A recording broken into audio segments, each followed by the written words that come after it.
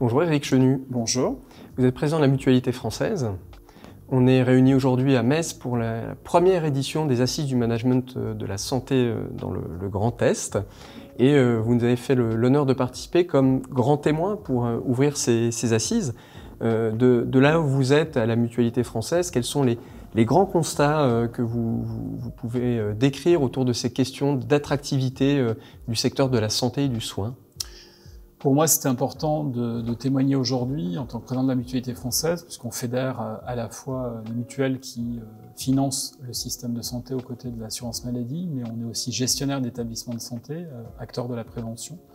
Et donc, on constate les difficultés auxquelles notre système de santé, notre modèle de protection sociale ont à faire face. En termes de financement, mais aussi en termes d'organisation. On le voit avec le développement des déserts médicaux, la difficulté de l'accès effectif aux soins. Et puis, on voit qu'il y a une recherche de la part des professionnels, médicaux comme paramédicaux, quant au sens de leur métier, parce qu'ils sont en tension, parce que les besoins de la population augmentent, parce que même nos concitoyens ne perçoivent plus de manière précise ce qu'est le rôle de la sécurité sociale, des complémentaires santé. Ils nous voient davantage comme des guichets payeurs. Et à force que finalement tous les acteurs perdent le sens, eh bien notre système dysfonctionne, alors qu'on doit l'adapter. Compte tenu de la transition démographique dans laquelle on est engagé, parce que aujourd'hui le vieillissement de la population n'est qu'à son début. Le nombre de personnes de plus de 75 ans va être multiplié par 3 d'ici à 2050. Et les besoins en santé de ces populations vont considérablement augmenter.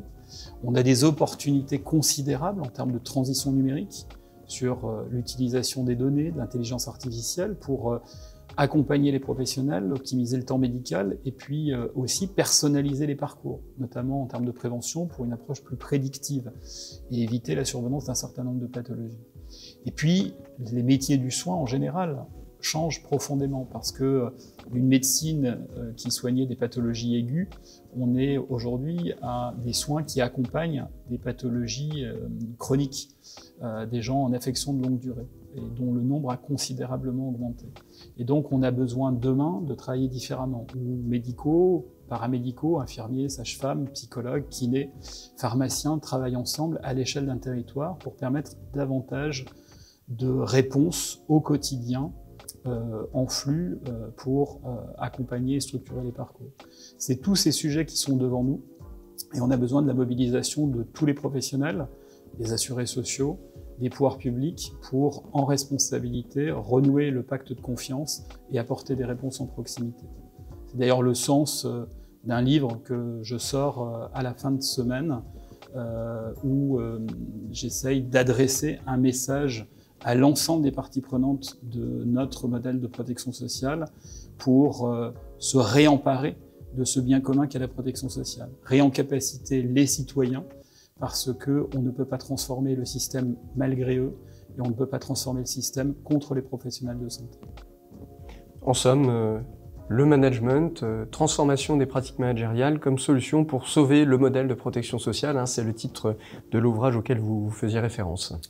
Oui, en faisant en sorte qu'on préserve les principes de solidarité de notre modèle de protection sociale, d'universalisme dans l'accès, je pense que c'est essentiel pour garantir l'acceptabilité de tous à y contribuer. On cotise selon ses moyens, on reçoit selon ses besoins.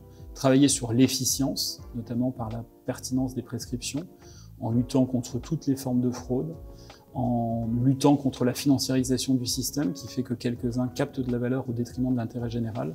Voilà quelques-unes des pistes en refondant la démocratie sociale, la démocratie en santé, qui nous semblent essentielles si on veut demain faire en sorte que cette belle promesse qu'est la sécurité sociale puisse fêter ses 100 ans, ses 150 ans, l'année de ses 80 ans. Je pense que c'est un beau projet commun.